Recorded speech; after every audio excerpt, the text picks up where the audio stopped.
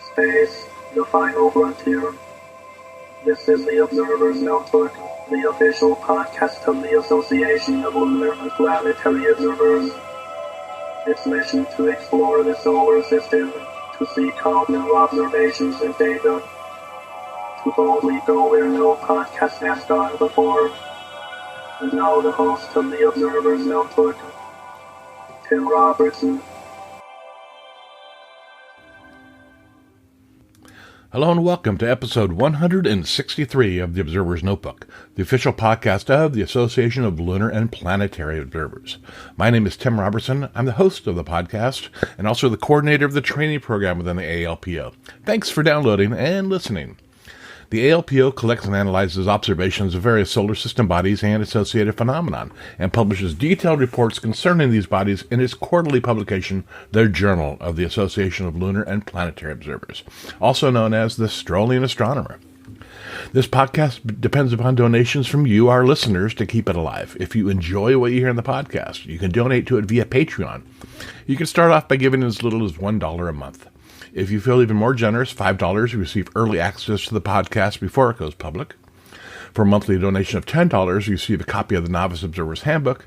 And for $35 a month, you receive producer credits on the podcast. You can help us out by going to www.patreon.com/observersnotebook. And if you'd like to join the ALPO, membership begins at only $22 a year. For more information, visit us at www.alpo-astronomy.org. And you can also find the ALPO on Facebook. Just search for ALPO Astronomy. And yes, this podcast also has a Facebook page as well. Just search for Observer's Notebook. And if you enjoy what you hear in the podcast, please subscribe. That way you'll never miss another episode. And now, episode 163 of the Observer's Notebook. And we're going to Hawaii. Aloha.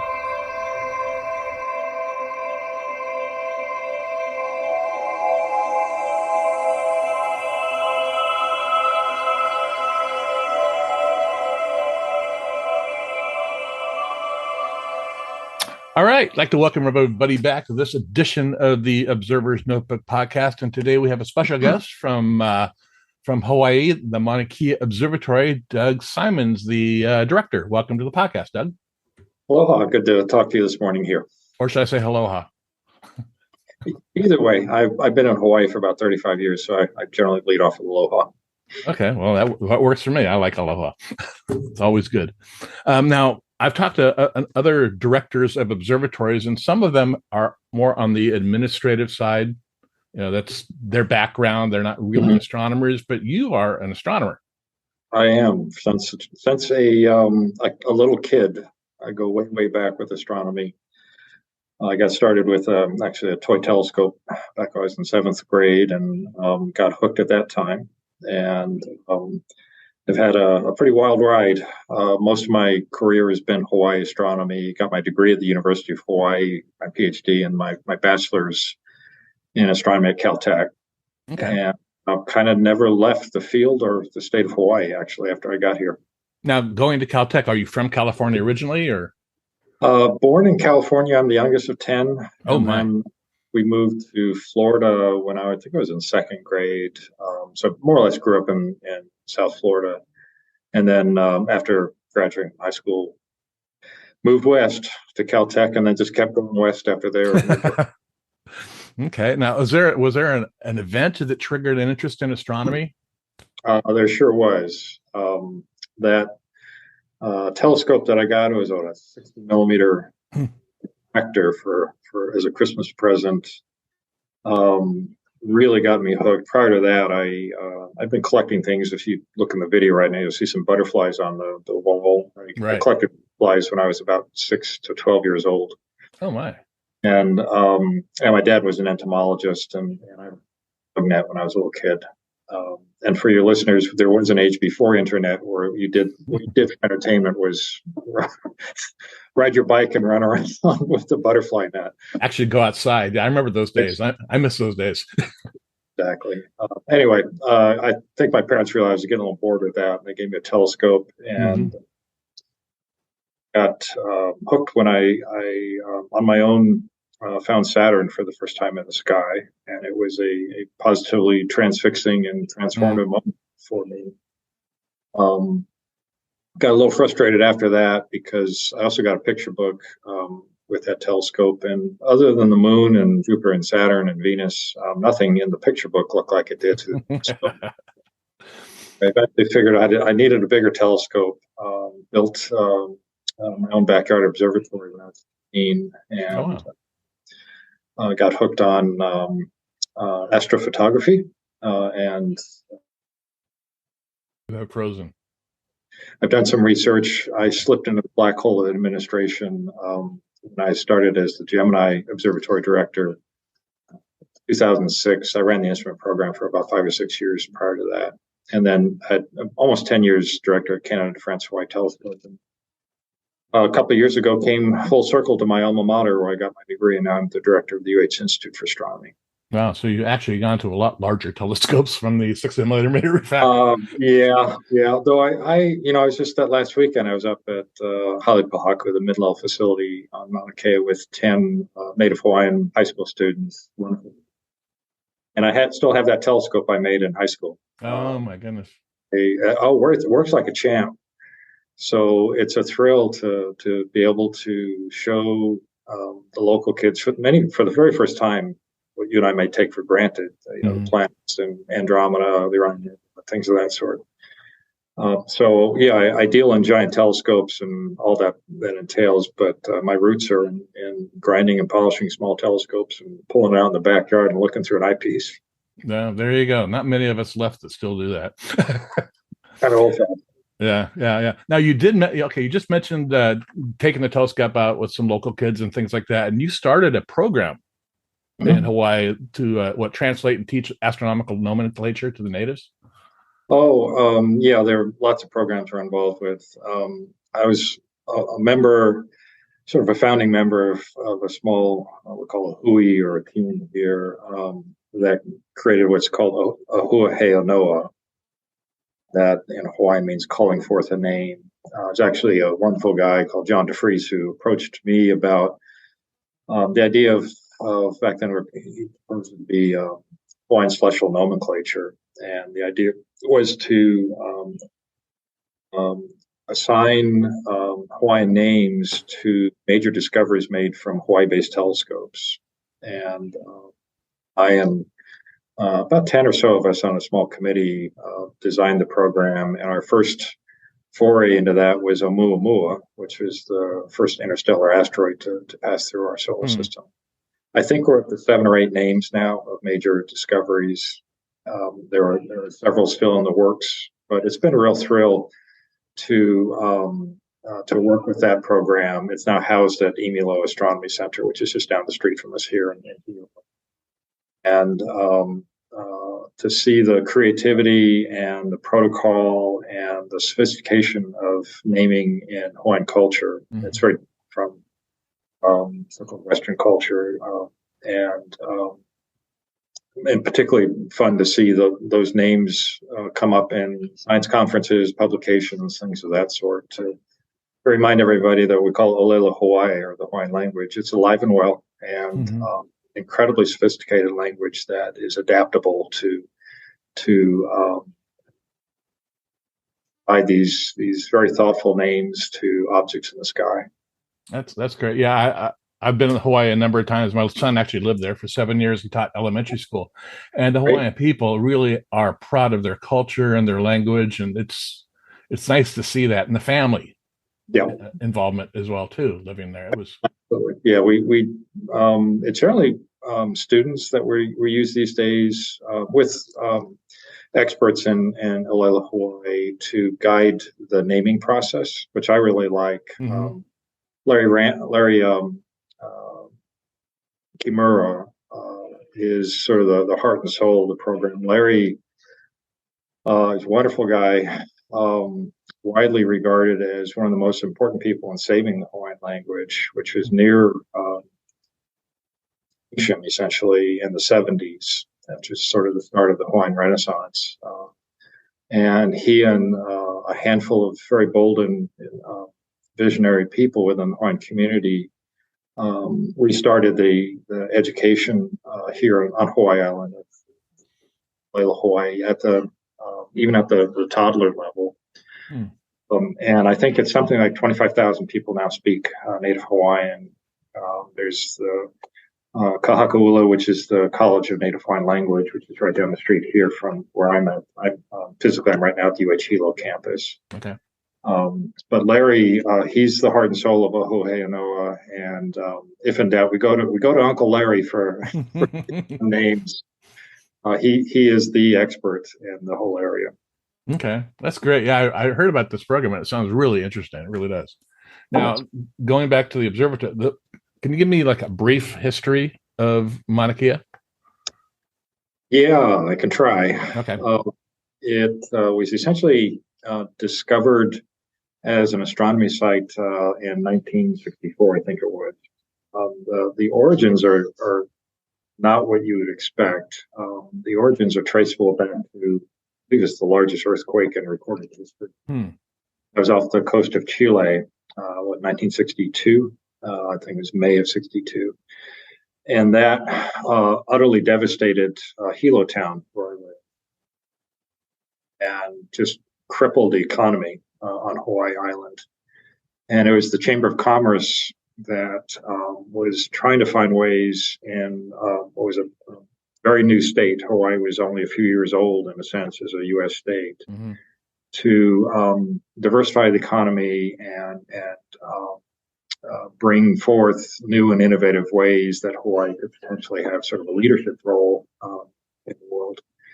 And that Chamber of Commerce sent out 5 letters, I think, to various scientists. One of them wrote back. It was Gerard Kuiper, who was a very famous astronomer at the time. And he happened to be over on Maui doing site testing on Haleakala for observatory interest there, and looked across and saw Mauna Kea was still clear when Haleakala was under clouds. Of course, just because Mauna Kea is quite a bit higher. Right. And he brought over Alika Herring, who is his protege and actually the lead in the early days of site testing. Alika's that's an amazing story under itself. Alika's Native Hawaiian, who hand ground his own telescope primary mirrors. He worked for an outfit called Cave Optical at the time. Wow. Yeah, you recognize the name, yes. Tom Cave, yeah. The Cadillac of telescopes in the days. Alika ground and polished what I think is the world's most accurate hand polished mirror, probably even today. And the combination of his incredible visual acuity, the sight properties, and that amazing telescope is called the Herring Super Mirror for your listeners. And he discovered with his naked eye observations that Mauna Kea was just unbelievably good as a site. That in turn triggered the governor to put a road up to the summit of Mauna Kea, more site testing. And then sort of fast forward 1968, the University of Hawaii was awarded what we call the master lease or general lease for the Mauna Kea Science Reserve, which is about 10,000 acres on the summit of Mauna Kea. And then a few years later, the first telescope was built. That was the UH 2.2 meter, what we call it the 8-inch. That was the only telescope on Mauna Kea through 79. And in a sense, its claim to fame was that it was used to demonstrate internationally that Mauna Kea was a truly spectacular site for astronomy. Right. In 79, we had the NASA infrared telescope facility, the Canada-France Wide Telescope, and the UK infrared telescope, all commissioned in 1 year. Wow. Yeah, so that really catapulted Mauna Kea ahead. Those were 3 and 4 meter class telescopes, which is basically state of the art in the late 70s. And then in the 80s, the submillimeter radio facilities were built. So that's Caltech Submillimeter Observatory, James Cook Maxwell Telescope. That's a 15 meter dish, and eventually a submillimeter array operated by Smithsonian. And the very large array, so that's part of our VLBA, very large baseline array. That's part of the global network that the U.S. Radio Observatory operates. I think it's 6 or 8 of those between Hawaii and Virgin Islands. And they work at incredibly microarc second level resolutions with that interferometer. And then in the 90s came along Gemini, an 8 meter telescope. Subaru, also 8-meter telescope. Prior to those two were the Keck twins, Keck 1 and 2. Those are 10-meter segmented Right. primary mirrors. This is the first time that technology was used. Incredible story of innovation at Keck. They were way out in front of their time. We kind of have a joke to be Kecked in astronomy means you've got such an advantage over every other telescope that you're going to just do amazing science out front, and they did, particularly during the 90s, where there just was no competition to Keck. From there, that was basically it for development. So it left us with, I guess, altogether 13 telescopes on Mauna Kea. Okay. A couple are being decommissioned right now, and that leads into the deeper conversation of TMT and other things. Oh, okay. Yeah, it's interesting. The first note of a multiple mirror telescope was obviously up on Mauna Kea with the Keck, and now with the Webb have the same basic.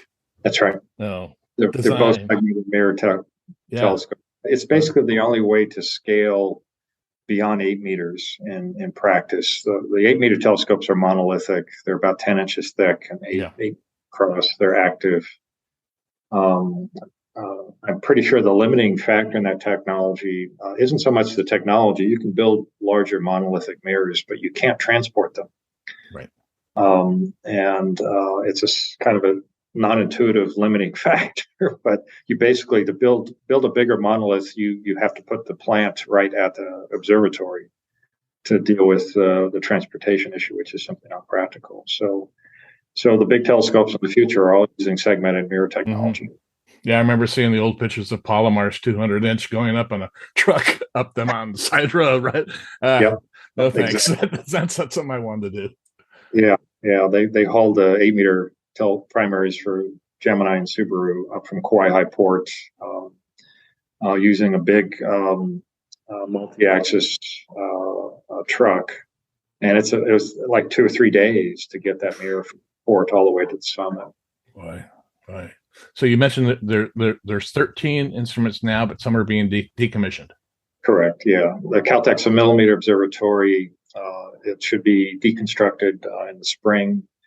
And what's called Hoku-Kea, which is the UH Hilo teaching telescope, is being removed from the summit. And there's a well-advanced proposal to put a new telescope at Halepahaku, the mid-level facility, to replace that one. Okay. Is it funding reasons why they're going down, or is it? Lots of reasons. Initially, it was funding reasons for CSO. Okay. Hoku-Kea is more of an outcome of the TMT controversy and an initiative by then Governor Ige to remove telescopes from the summit of Mauna Kea. Going forward, we have the new Mauna Kea Stewardship and Oversight Authority replacing the university to manage the summit of Mauna Kea, and we're in this really, really complicated transition space right now between UH and the new authority. And lots of very basic questions about how this is going to go forward with that new organization. Okay. Now, you mentioned the TMT controversy. I'm not familiar what that is. Can you explain that to me a little bit? Well, the 30-meter telescope project sort of arrived on the scene maybe 2008 or so, although the history of that project goes quite a ways further back. And settled on Mauna Kea through a fairly large site testing program around the world as the preferred site, and worked their way through the permitting process and lots of international funding efforts, et cetera. Their first serious headwinds within the Native Hawaiian community here, at least the fraction of the community that opposes telescopes on Mauna Kea, because there actually is quite strong support in other areas within the Native Hawaiian community for Mauna Kea astronomy. In any case, 2014 there was a roadblock when the TMT groundbreaking ceremony was held. I was up there in the middle of all that, so I remember it well. And then 2015, I believe it was in April, there were about 30 or so people arrested at the mid-level facility for also blocking the road for TMT construction trucks. And another one in June or July of 2015. That one had maybe 500 or so people. that sent TMT, backwards, so to speak, in terms of their efforts. There's a lot of litigation pertaining to their permit. The Supreme Court here in the state eventually validated that. So they are, today they are fully legally vetted, and principal could build that telescope. There's every expectation there'd be wide-scale protests and more roadblocks. In 2019 was a huge protest. I think it's better called a movement.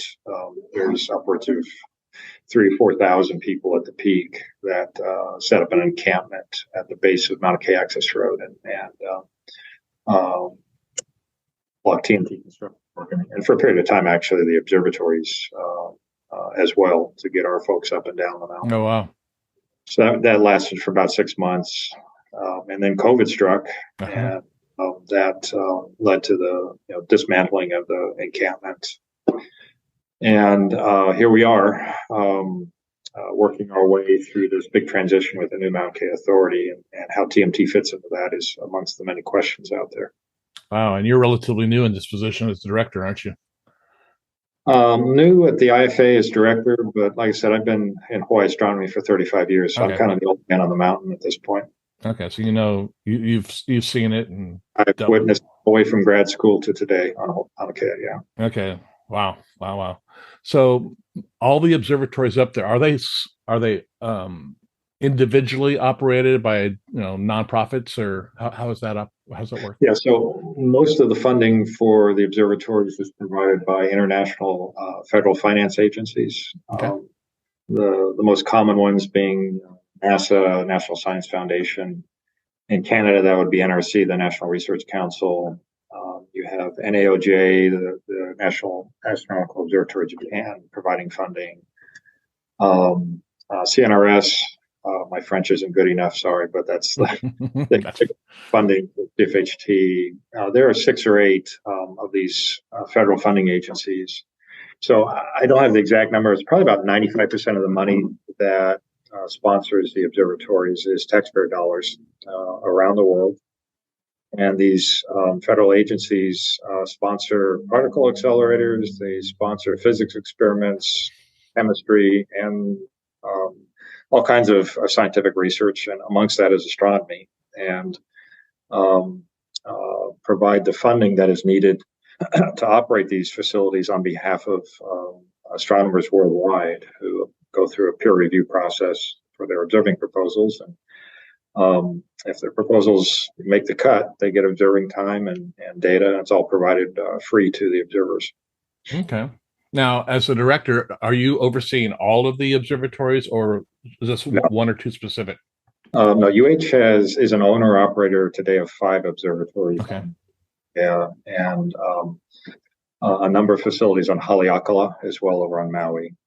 So we've got a lot of parts in motion, per se, but organizations like Keck or CFHT or Gemini, those are independent of UH. Okay, and they don't answer to you in any way? No, they don't. Okay. All right. I don't have that level of authority. Okay, yeah, because when I first started researching Mauna Kea, I said, there's a lot of observatories and a lot of pieces in the pies with all the domes up there and all the different instruments. So yeah, there's a lot of collaboration going on. A lot of, over the years, a lot of people, including me, have worked for more than one observatory in Mauna Kea. Okay. So it started out as a more siloed competitive environment, but these days there's so much cross-pollination between the observatories that it's a highly collaborative network of facilities. Granted, they're independently funded for the most part, but we really do try to function as a big team up on Mauna Kea. Yeah, there's a lot of similarity between a lot of the instruments too that are up there too. So there's probably, like you mentioned, cross-pollination of types of studies that they're doing and programs they're working on. That's right. Yeah, a lot of collaboration scientifically and technically. That's good. That's good. What are some of the major science programs taking place up there right now? So probably the most popular one is exoplanets. Given us a tour not long ago to people and pointing out, I think there are about 5 or so major new instruments that have either recently been or plan to be deployed on Mauna Kea. These would all be high-resolution spectrographs using Doppler measurements to detect the so-called wobble in host stars to planets. It's been a technique that's been used for decades now. So there's a new instrument at Keck, at Gemini. That one's called Mauna.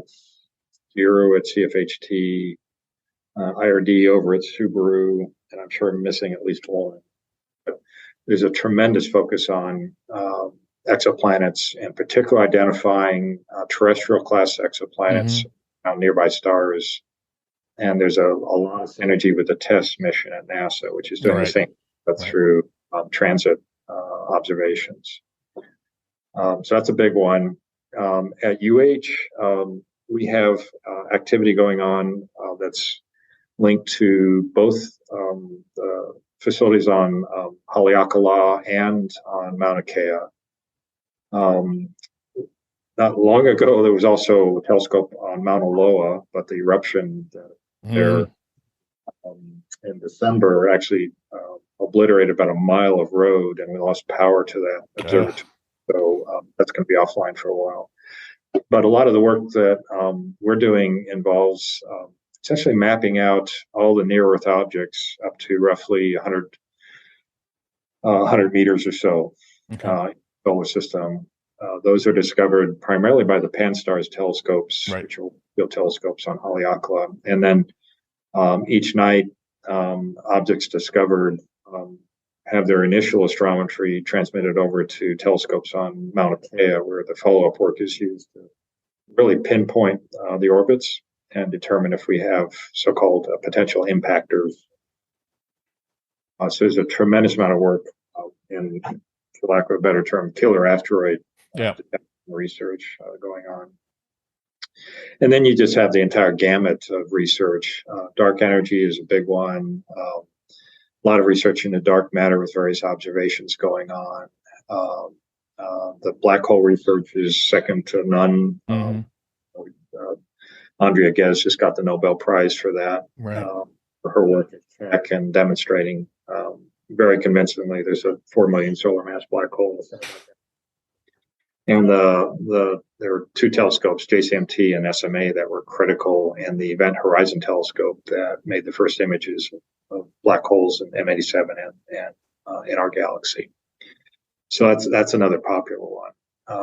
But the short answer to your question is exoplanets is probably the number one topic, just given the huge investment in instruments recently on Mauna Kea, and then it spreads everywhere from big surveys that are being conducted at UCURT and CFHT with their panoramic imagers to a whole variety of astrophysics with the bigger telescopes, sort of following up the survey work in a lot of instances with their large apertures. I kind of think of them as microscopes on the sky. They have much smaller fields of view, but enormous light gathering power. So the synergy that's set up over the years is the sort of 2 to 4 meter class telescopes do the big surveys, generate catalogs with millions of objects, and then those needles in the haystack are what you follow up with the big telescopes.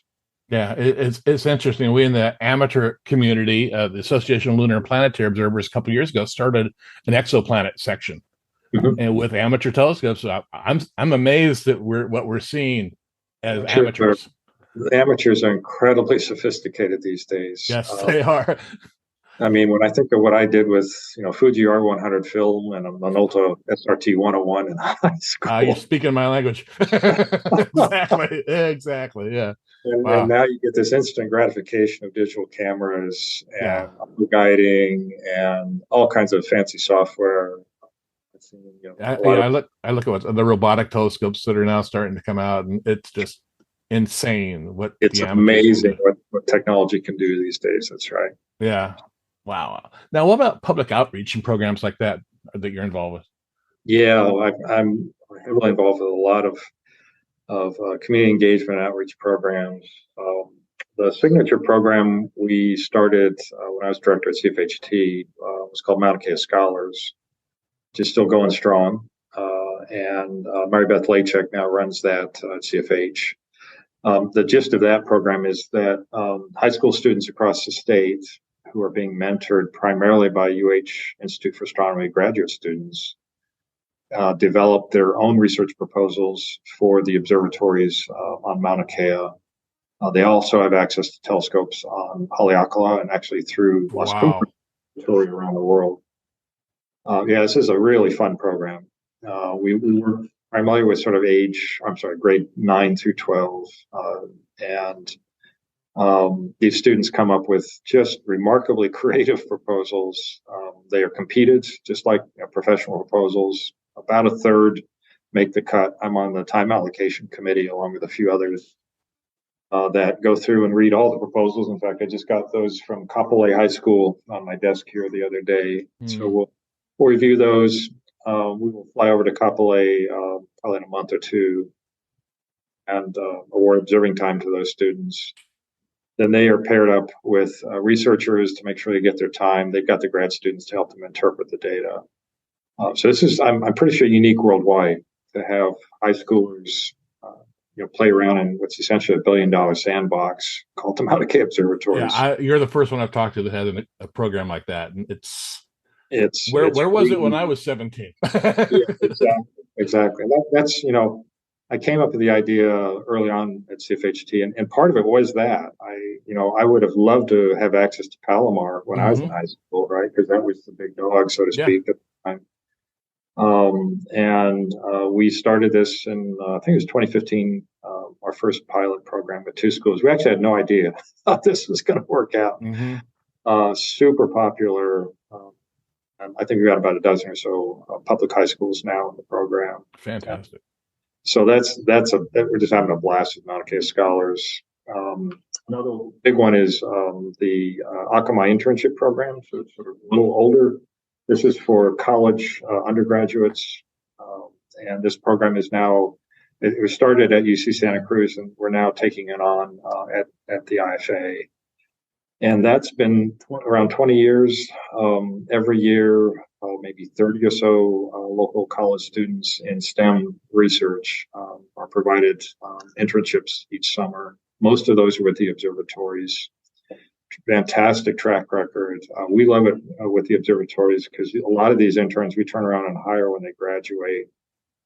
There are 4 young women now, all engineers, who are working with the DKIST telescope. That's the new $400 million solar observatory on Haleakala. I think we're up to roughly 150 or so graduates of Akamai internships that are now employed in STEM companies across Hawaii and another several hundred across the United States. So that's another, sort of long-standing, very successful public education program. Then you have Journey Through the Universe, which has also been around 20 years or so. Journey brings together upwards of 70 or 80 educators. For a week, we go into classrooms all over, mostly East Hawaii Island, also North Hawaii Island. And generally, we'll reach upwards of 10,000 students in that bid. These days, I run the job panel. So I go with others from the observatories into the local schools, and we talk about job opportunities with high school students to pique their interest, to make them aware of out there. Most of the rest of the journey, though, is dedicated to in-classroom education experiences. So anyway, those are 3 big ones. There's well over 100, literally 100 different astronomy education outreach programs on Hawaii Island. We put well over $2 million a year into these programs. And for me, first of all, it's fun to just get out of the office to be honest. But I really love working with the kids, and it's a great way to make sure that the local community, my community, has access to these telescopes and is aware of the opportunities for their future careers. That's fantastic. Now, the Scholars Program, you said, has been going on since 2015? Yeah, I believe that was our first year. Yeah. So you've had some time to see its effect on those individuals. And Tell me some success stories with that. Yeah, so it's now sort of mature enough to watch these students Mm-hmm. in their respective careers. We're not necessarily trying to, as Mary Beth would say, create a whole army of astronomers. But the program is remarkable in the sense of the transformative aspect of students seeing their ideas validated by professional astronomers, and the opportunity to visit Mauna Kea and use these giant telescopes. So a lot of these students go into engineering, for example. Mm-hmm. A lot of them are really attracted to the technology that they witness, not necessarily the scientific research, which is great. Most of the jobs in astronomy are engineering; they're not necessarily research. True. And now the program is mature enough that we're seeing Mauna Kea scholars go into the undergraduate program at the Institute, which I'm super pleased with. And I'm anticipating our very first graduate students at the Institute that started out as Mauna Kea scholars. So that's got to really make you proud.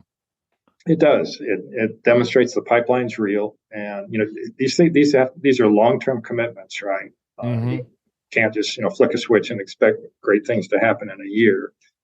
But watching these students, who for me they start out as a name on a 2-page proposal. I don't know who they are, what their story. I'm the guy who goes to the high schools with Mary Beth and awards the observing time, so I get the fun part. Mm-hmm.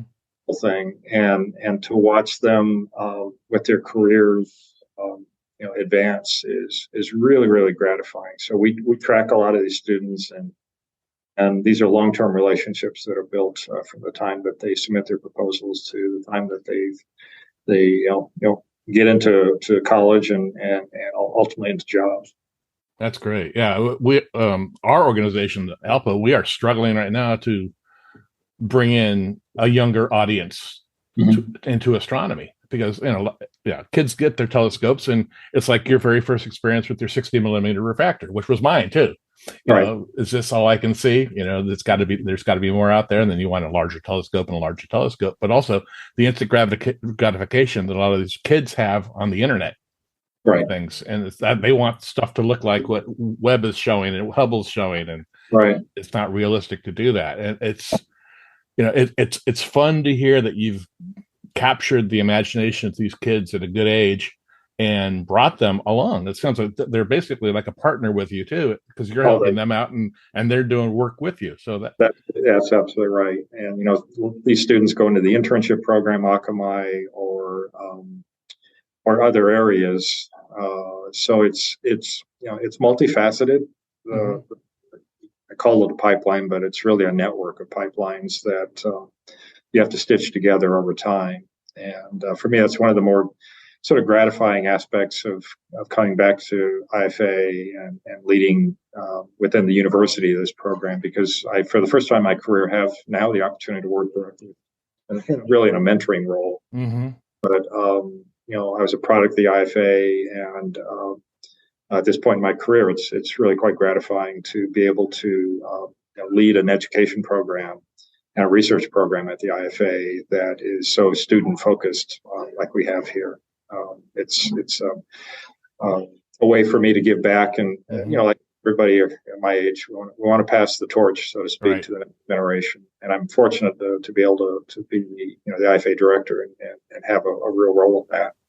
That's great. That's really good. Yeah, I'm impressed by that. Now, is there like a visitor center? I know the altitude of the observatory is rather high. I've had friends of mine that have gone there, and you need to have oxygen where you need things like that. So is there a visitor center or something where people can actually go and interact? Yeah, so there's a visitor information station called the Viz at the 9,000 foot level, right adjacent to Haku, which is basically the mid-level residence for engineers and astronomers. And you can just Google the Mauna Kea Visitor Information Station. They have, generally they have a solar telescope during the day. I believe they're going to ramp up to provide some at night. The challenge has been with, we have a new $330 million highway between Hilo and Kona, down the highway. And wonderful paved road. It's now possible for people in a rental car to get up to the Viz. So it's incredibly popular. And some fraction of them go all the way to the summit as well. You can rent 4 drives to get to the summit. So there's there's roughly 250,000 people a year that go to the Viz. Oh, wow. That's larger than the population of the island. Put it that way. So just giving your listeners a heads up that it is popular. Only about 100 or so parking places. Okay. But that's a wonderful site. That's where I bring students up with my homemade telescope to show them things, because it's a very dark sky. When you go to the summit, believe it or not, the oxygen deprivation impacts your retina pretty strongly, and you just don't see the stars as brightly as you might expect. A real sweet spot is down about 9,000 feet. You got plenty of O2 in your brain and your retina, and the sky is just booming bright with the Milky Way and stars. It's really quite spectacular there. So I'd advise just go up as high as 9,000 and enjoy the night sky there. Yeah, definitely. My next trip. Yeah, we've been to every island but the Big Island, so that's I think that's going to be our next trip, and definitely a goal to go there. Wow. So what are some of the future plans you have for the mountain? Well, TMT is the big project that's on the horizon. Another one that Canon Francois Telescope is advancing is called the Mauna Kea Spectroscopic Explorer, or MSC. It's a project that we started in earnest in 2014. I was a couple of years in as CFH director at the time. And essentially, this is a machine that is designed to do spectroscopy at a level that is unprecedented. And by that, I mean multi-object spectroscopy. So it's capable of generating millions and millions of spectra each year, and using a replacement for a CFHT, which is a 3.6 meter telescope. And as proposed now, I think it's an 11 meter telescope, using a little bit bigger in Keck, using segmented technology. The neat part about it is that you can keep the pier and the building. You have to put a slightly larger dome on it, so there's no change in the footprint of the building. And given the sensitivities of development on Mauna Kea, that's a very clever way to use existing infrastructure and a huge upgrade by essentially replacing the telescope at the top of the pier. So that is also in a development phase. I think they're just about to release a letter of interest for other organizations to co-develop what's called MSC Pathfinder, but also the MSC project itself. So those are the big ones in terms of new facilities. There's a lot of new instrumentation going. Subaru is now commissioning $100 million multi-optic spectrograph, similar concept to MSC, but not as high resolution and not as many fibers. I think it's 2,400 objects concurrently. MSC, depending on the design, I think they're thinking as many as 10,000 objects at the same time that they can record spectra. So when you're doing 10,000 objects at a time, you're just blowing away capability, particularly with a really large telescope that has existed to date. And that all kind of portends the evolution of astronomy as a field. I tend to think of the 20th century as the age in which we mapped out through imagery the universe in lots of different wavelengths. And the 21st century will be sort of hallmarked as the century of spectroscopy, where we now have the technology to follow up and measure the astrophysics of these objects as opposed to just their images or colors of the 20th century. And that's where you really get into the nitty gritty of what these objects are and the new interesting physics behind them. So MSC is one of the leaders in that area. Prime focus spectrograph, like I said, it's been built as a mission now. Keck has a lot of interesting instruments. They are, I believe, going to retrofit adaptive secondary mirrors on both of those telescopes. So that means built-in adaptive optics. And they have about a half a dozen or so different instruments that are under development there right now. At UH, to the 2.2 meter, we have Robo-AO, so it's a fully robotic adaptive optic system that is about to be deployed. Its claim to fame is it's a laser AO system, fully robotic. By that I mean automatic. It's so-called push button, pre-programmed, and it can at a very high cadence slew across the sky and record AO images of objects at a pace that is much, much faster than other AO systems. So it's a little everything. It's at some level. Wow. Answer your question. Definitely not stagnant. No. A lot of continued investment and instrumentation across essentially all the telescopes. That's fantastic. Yeah, there's a lot going on up there. That's good to see. You got your hands full. Yeah, kind of do. Yeah. Well, Doug, is there anything else you'd like to share with our listeners before we close this out? No, I appreciate the opportunity to share a few thoughts about the observatories. I talk a lot to the public, to politicians, to school kids, etc. Very proud of what we've been able to do here in Hawaii.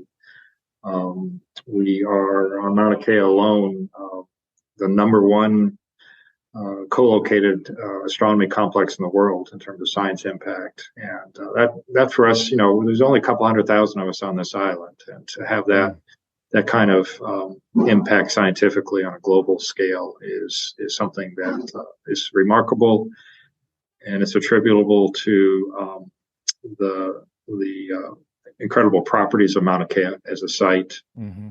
A real tribute to the people here in Hawaii, in particular on Hawaii Island, that thousands of people over the years, be they contractors or working for observatories or university, everybody's chipped in over time to build the Mauna Kea observatories and make them what they are today. And I'm super proud to have a small part in that in my career and lifetime. Great. Well, I want to thank you again for coming on the podcast today, Doug. Okay. All right. Thanks. Good luck.